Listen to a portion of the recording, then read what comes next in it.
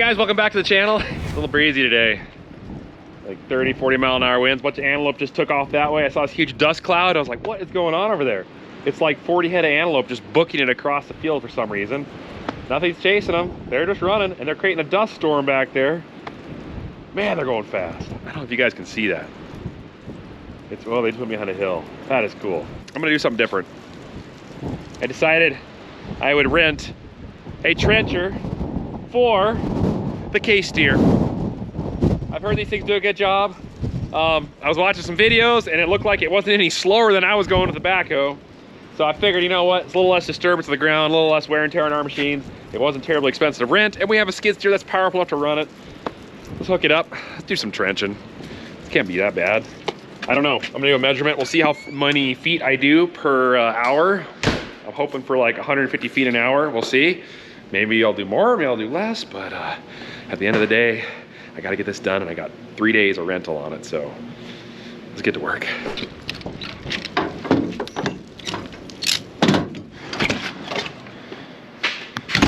So this is our TV380, 2017. It's a 143 out of 175 for the special edition Case IH Case Construction skid steer. So it's a beast, it should get the job done. Let's fire up, take these forks off, do some trenching.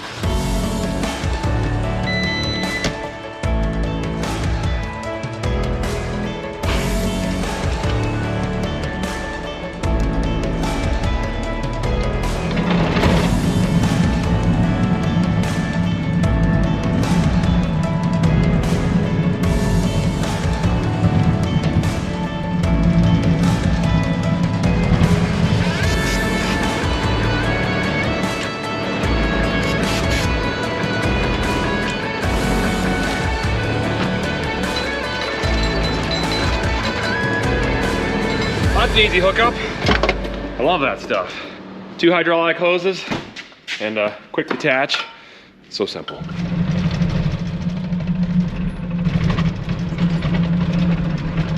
right, here we go. Throttle her up, let's see what happens.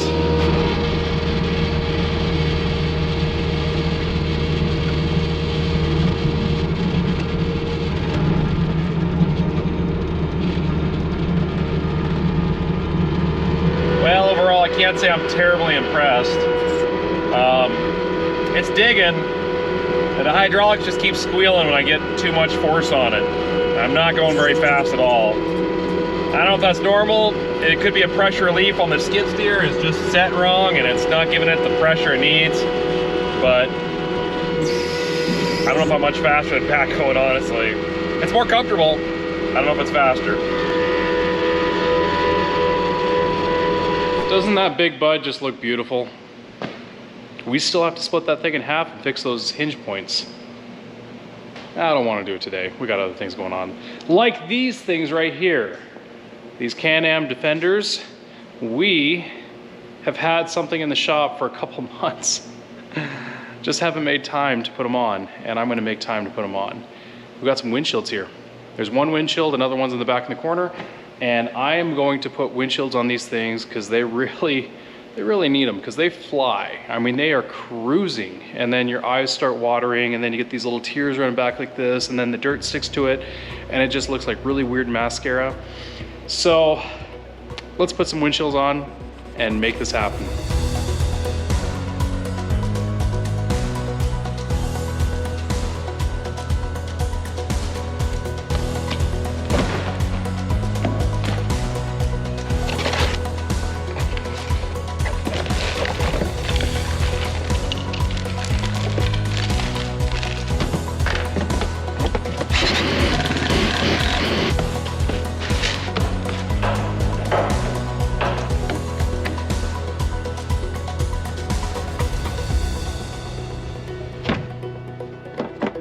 Well, that was way too easy to put on.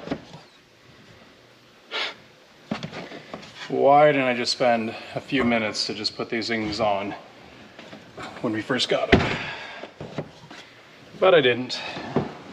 Anyways, they're on. That's all that matters. And they look beautiful. I suppose that's a good day. I'm gonna shut down. get some food, and pick this up tomorrow. I think I'm about 150 yards. Okay, it's come down to the time of year that we have our Welker Farms Fishing Derby.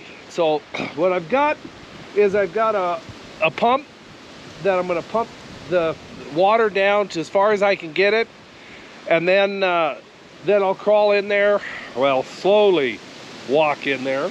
Hopefully I don't crawl, and wait out there. And with a net, I'll start catching them, put them in a bucket.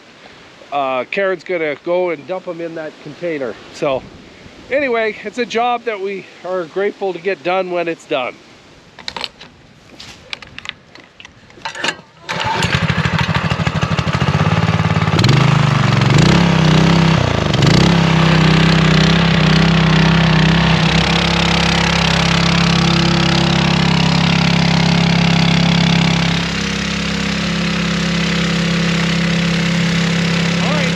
Okay, we've got most of the water drained out. It finally plugged the screen with leaves and stuff, so I'll just have to get in there and then bucket some of that out, and we'll do some fishing.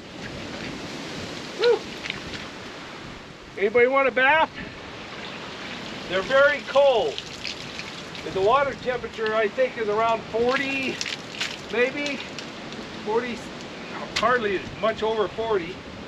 And so they're fairly slow. Try not to do too much excitement for them, because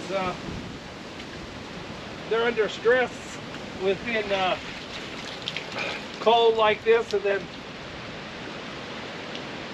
picked up by the net. They seem to be fairly durable though. I've done it every year for the last 20 years.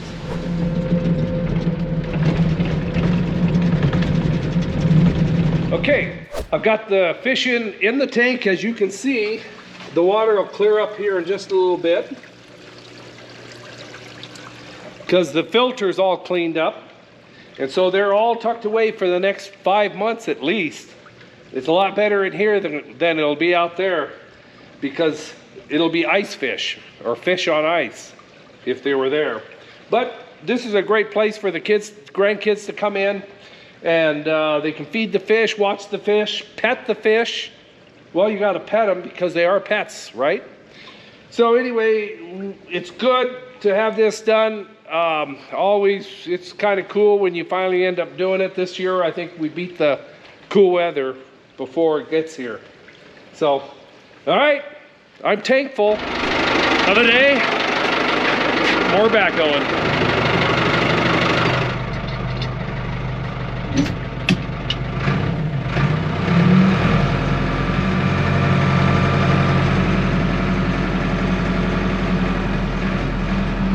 As you can see, I've already got the trencher loaded up, ready to go back in the morning. It was a good experiment. I don't know. Maybe just not quite the right fit for this job, but the backhoe, it'll work. Keep going.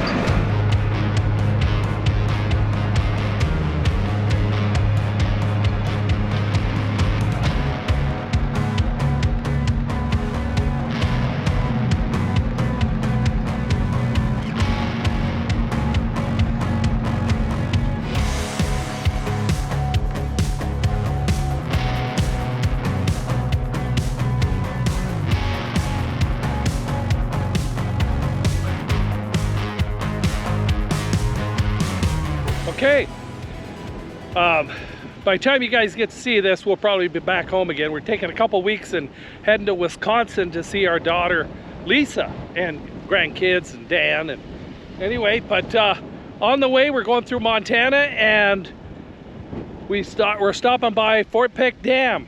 The dam is all that area right in the horizon. We're gonna go over to the powerhouse spillway and take a look at that. We'll show you a little bit about that. Then we'll come back around, and we're going to cross that dam and then head off down toward southwestern part of North Dakota. Okay, over there where that concrete wall is, they had to, before they could build the dam, they had to divert the water. So they tunneled in through those hills, and then massive tunnels to allow the water, and when they finally finished those, they built the dam, blasted those, and let the water run around while they could build all this structure and contain the Missouri from going over the unfilled dam yet. So anyway, those are two powerhouses, generate tremendous amount of electricity that actually feeds a lot of the eastern Montana. I think we're connected to that power grid. Very cheap power, great power, renewable power. And I'm back again for around this 5, 6. It's gonna be about 30 when we're done. Just made it to the underground gas line. So we're just about to go around that. And then from then on, it's a almost straight stretch all the way back. Check this out. Oh, windshields on the Can-Am Defender Pro. Wouldn't have that been nice in the grasshopper season? Grasshoppers aren't around anymore. But taking a grasshopper in the face at 60 miles an hour is not fun. I can attest to that. That's why I always wear glasses when I drive these things. But now, no more. Just have to bring a squeegee with me because I'm sure it's gonna be nice and messy next year. But no, that's cool. I'm excited to try it out. Also, I've heard the issues with having windshields and side-by-sides and the dust swirling inside, but because there's no backing or doors, I don't think it's gonna be a problem. And plus you can crack the bottom open. So anyways, pretty cool deal. Just made the Defender that much better. All right, let's go back to the old Ford. He's a little oily, but it's working.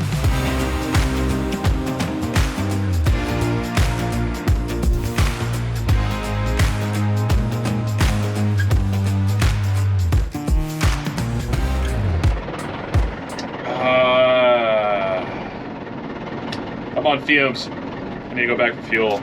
But as you can see, it's changing out here. Sun's setting and sky's looking beautiful. I've got all the way down to there to that black field right over there, and then I got to turn and go 800 feet that way. And so far, all this, I'm guessing I've probably done about 1,800 feet so far, maybe, something like that. So, good. It's working.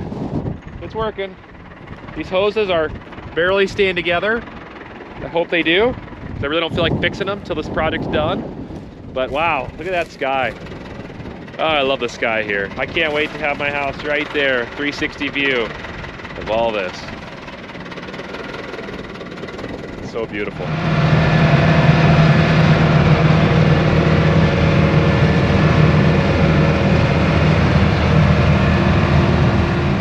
Only cameras can do the sky justice. Wow. Beautiful. We are back. Last week was Thanksgiving, and I did get extra pleasantly plump, and I hopefully will try to work some of that off. Anyways, we got the winch back. Well, not back, we got a new winch. This winch here is exactly the same. They did change the hydraulic motor on the side. It's a little different style, but everything else looks the exact same. And as you can tell, the old winch, no good. We're not gonna try to fix it. We're gonna let it just be broke. We will take the hydraulic motor off, put it aside, because you never know when you need a hydraulic motor, and you can always adapt that to anything else. But I was looking at the bracket that we have that's mounted around this winch, the old one, and I just, it worked, but I really need to beef it up and make it a little bit better. So I'm gonna take some channel, cut it all up, modify it, weld it around it, hopefully get the big bolt spacing the same so then I can take it over to the Big Bud, bolt it on there, and away we go. But we can't move the bin until I get this taken care of. So let's do some fabbing.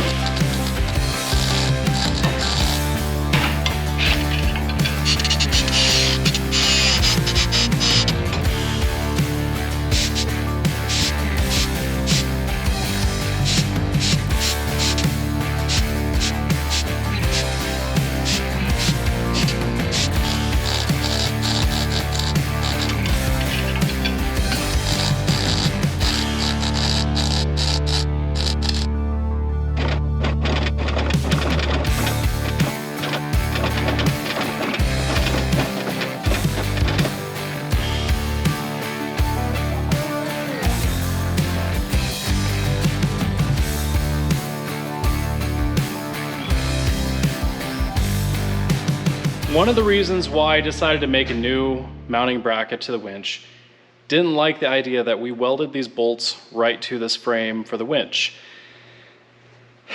Just if you bang up the threads, then you have to cut it off, re-weld it, or, and this is the main reason, is if it breaks off from the bolt. So when you're welding on a bolt or welding on steel, sometimes if the steel isn't quite the same, it'll crystallize and it won't quite mesh correctly, which it probably wouldn't do this with this bolt. It's not a grade 8 bolt. But I didn't like the fact that we just welded that on and all of that bin is hanging on those 4 spots of weld.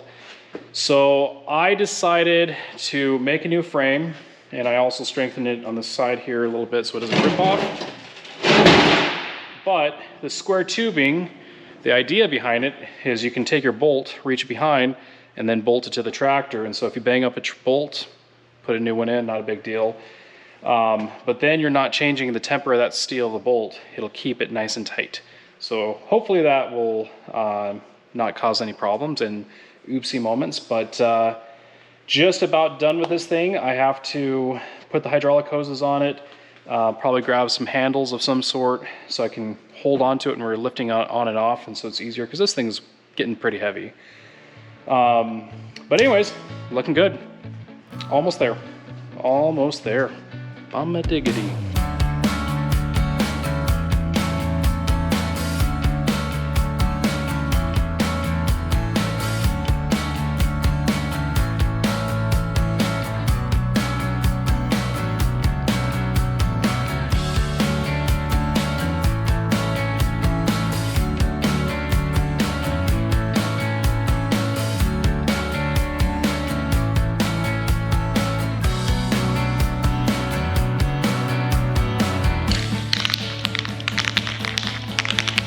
Now it's time to paint this thing. Okay, it's gonna get shiny soon.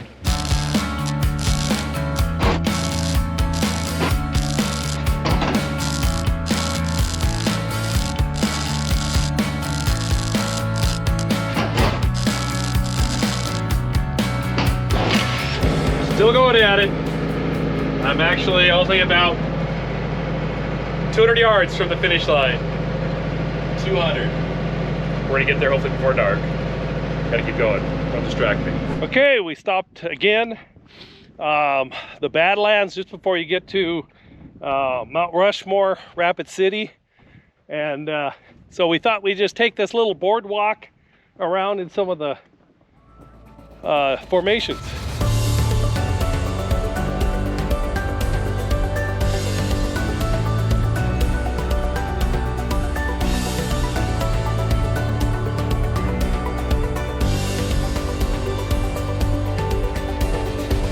Okay, well, we are at Mount Rushmore. As you can see, I'm letting you face it. And it is amazing to see. I was in high school when I saw this before. It just seems different now. Much more alive than probably when I was then. Oh yeah, I'm done. I think I'm done. I know where my house is gonna roughly be. I just need the utilities roughly in the general area. And then from there I can go and put in more utilities underground to where the house will be pretty easily. So basically right here I've got a big cluster of water, gas, and electricity. It's gonna be right there. All about 10 feet apart. But I'll know where it's all at, and then from there I can direct it all to the house. And if I do any more construction in this area for future builds, I'll know where all my underground utilities are. So, thanks guys for helping me. That took way too long. Glad that's done. Now we're just waiting for the guys to come lay the line in. I'll bury that trench. And then next year, start building a house maybe. Maybe.